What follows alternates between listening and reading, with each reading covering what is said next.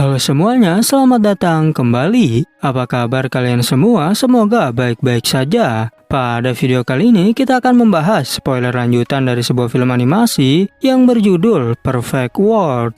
Baiklah, daripada kalian semua penasaran, mari kita mulai saja pembahasan spoiler lanjutan untuk episode kali ini. Tanpa berbasa-basi lagi, langsung saja kita mulai videonya.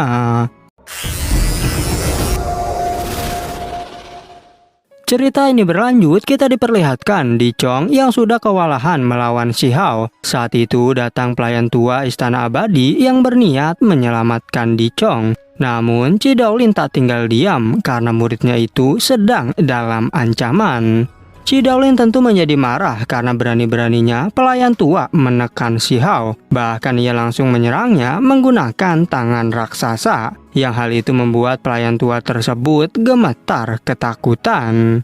Tak berhenti sampai di situ, Chi Daolin mulai menangkap tubuh Di Chong untuk memberinya pelajaran. Tapi tiba-tiba datang seorang tetua sekte Tianxian yang menghentikannya. Sehingga untuk biaya ganti rugi, Chi Daolin merampas barang milik Di Chong dan memberikannya pada Si Hao. Bahkan membuat kelinci bulan giok kini menjadi sangat senang. Setelah berhasil mempermalukan pemuda abadi, tangan Chi Daolin perlahan menghilang dari tempat itu. Sedangkan Si Hao melihat tubuh utama peri Yue Chan yang ada di atas langit. Tapi meskipun sudah bergerak cepat untuk menangkapnya, peri Yue Chan berhasil kabur menggunakan simbol penghancur ruang. Di saat Si Hao hendak mengejarnya, tetapi ia dihentikan oleh Qing Yi. Karena bagaimanapun juga, pertempuran ini menimbulkan keributan besar. Sehingga lebih baik Si Hao tak perlu mengejar tubuh utama peri Yue Chan tersebut.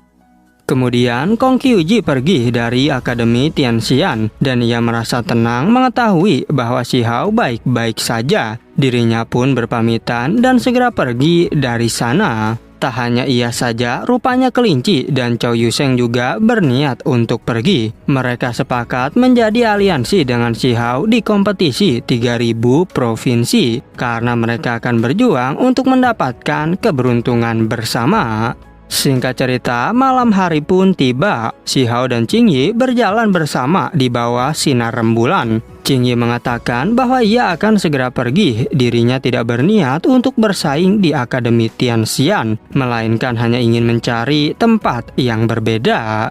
Mendengar perkataan itu, Si Hao pun menawarkan diri untuk pergi bersamanya. Tapi Qing Yi menolak tawaran itu karena ia mau mencari jalannya sendiri. Tak berselang lama, terdengar suara di telinga Si Hao, "Jika aku akan pergi." Yang rupanya suara itu adalah suara dari Chi Daolin dan membuat Si Hao sangat kesal karena gurunya sedang meniru Qing Yi untuk meledeknya. Namun ternyata ucapan Chi Daolin memang benar adanya dan ia akan pergi menelusuri wilayah misterius Tanah Tak Bertuan karena dia sangat penasaran terhadap 10 dewa yang keluar dari peti mati 3 dunia. Si Hao terkejut mendengarnya karena ia tahu siapapun yang memasuki wilayah misterius tak akan bisa keluar hidup-hidup. Tapi Chi Daolin berkata bahwa aku akan baik-baik saja. Lagi pula di sana terdapat beberapa area yang ditempati berbagai sekte. Sebelum itu, Chi Daolin akan pergi ke sebuah tambang kuno di Provinsi Api. Tempat itu dikenal dengan nama Tambang Abadi, yang menurut rumor terdapat banyak harta misterius.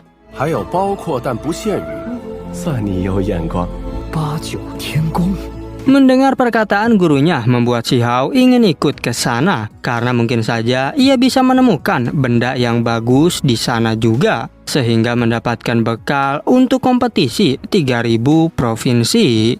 Kemudian Si Hao bertanya seberapa kuatkah tubuh utama dari Di Chong. Chi Daolin menjawab bahwa pemuda abadi benar-benar sangat kuat. Apalagi jika dirinya bergabung dengan tubuh kedua, maka bisa mencapai tingkatan ekstrim. Diketahui teknik pemecah tubuh adalah teknik kuno dari Istana Abadi. Mereka menggunakan teknik itu kepada tubuh peri Yue Chan. Dan setelah berhasil, barulah pewaris Istana Abadi menggunakan teknik itu juga.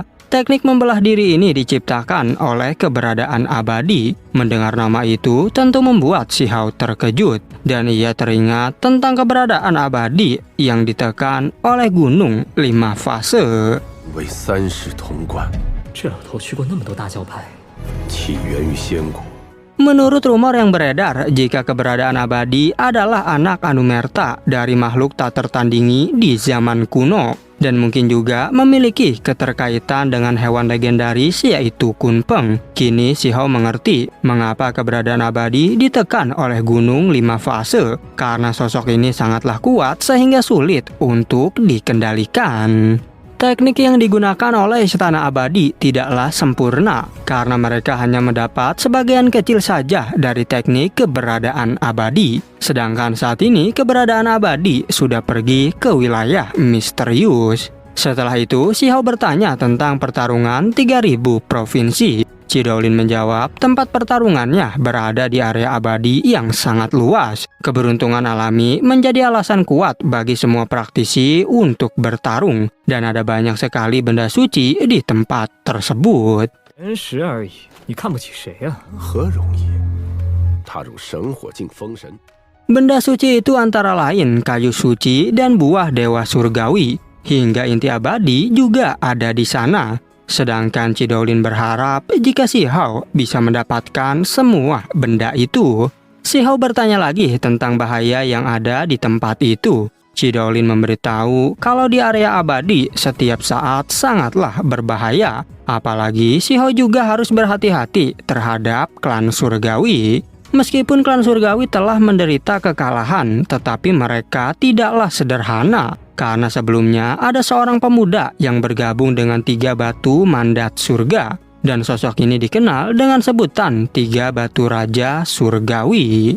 你见过九龙拉关？ 你知道9条龙， 名为三世通关。 不过这老头臭名昭著。 Jika seseorang mampu menggabungkan 3 batu mandat surga, maka kekuatannya akan meningkat pesat. Tapi rumor mengatakan bahwa keberadaannya hilang setelah menjelajahi beberapa reruntuhan kuno. Dan setelah pembicaraan itu, kini mereka segera mencari lokasi tambang abadi. Kemudian mereka terbang menuju ke Provinsi Api. Mereka berdua telah menunggu selama 6 hari hingga akhirnya fenomena alam mulai terjadi. Retakan muncul dari kejauhan disertai kilatan cahaya yang menyilaukan mata. Permukaan tanah terbelah, juga muncul sebuah gunung besar. Ini adalah tambang kuno yang disebut sebagai tambang abadi. Dan ketika mereka masuk, terdapat aura abadi yang membuat Cidolin gemetar.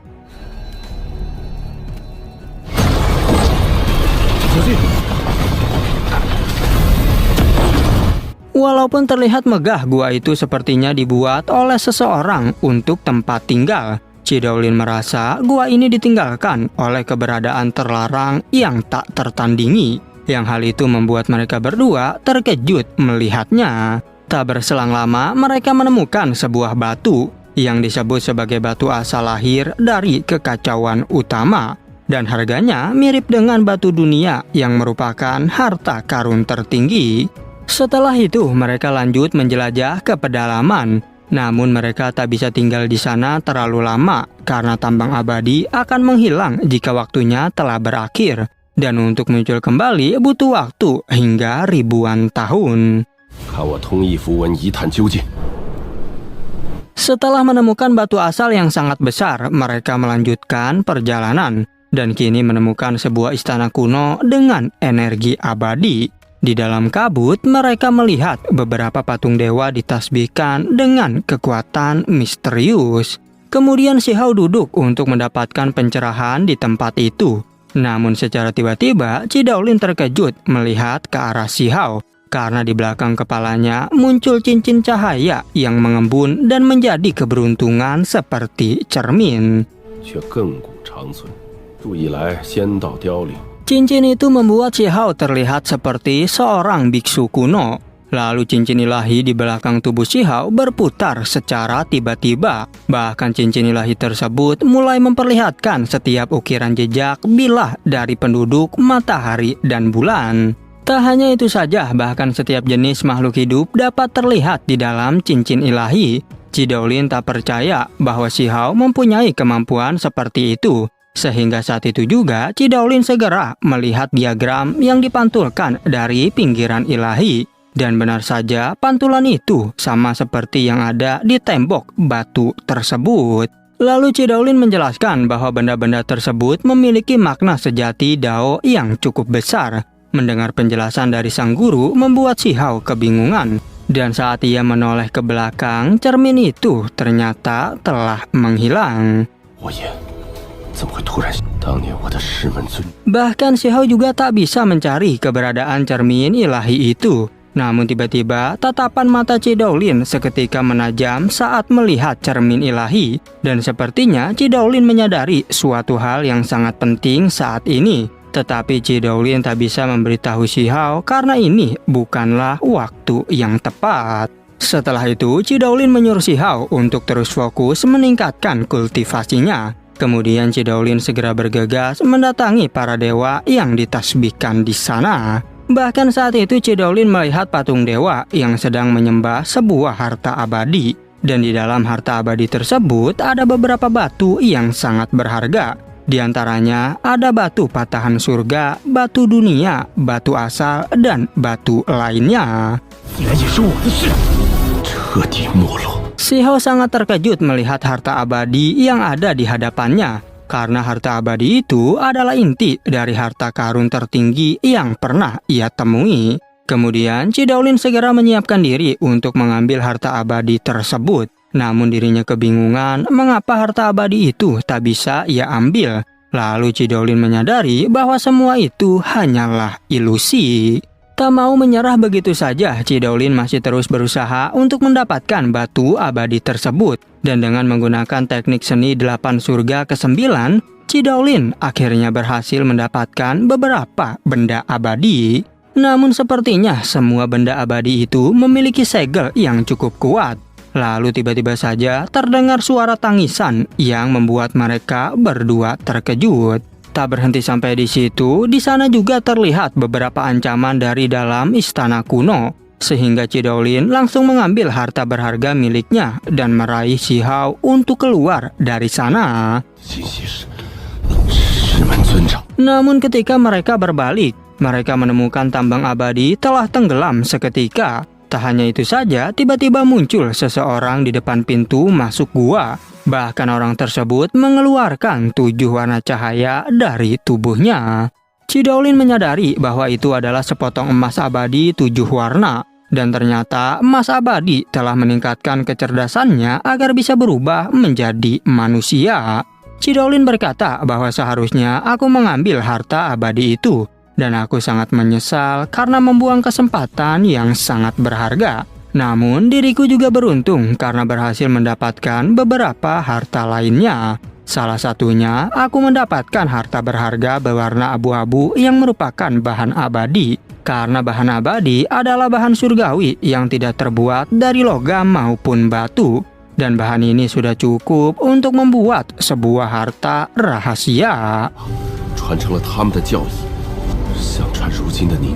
Xi Hao segera mengucapkan selamat atas peluang yang didapat oleh gurunya. Kemudian Ji Daolin mengatakan bahwa peluang yang Xi Hao dapatkan juga cukup besar. Dan hal tersebut membuat Xi Hao kebingungan karena peluang apa sebenarnya yang telah ia dapati.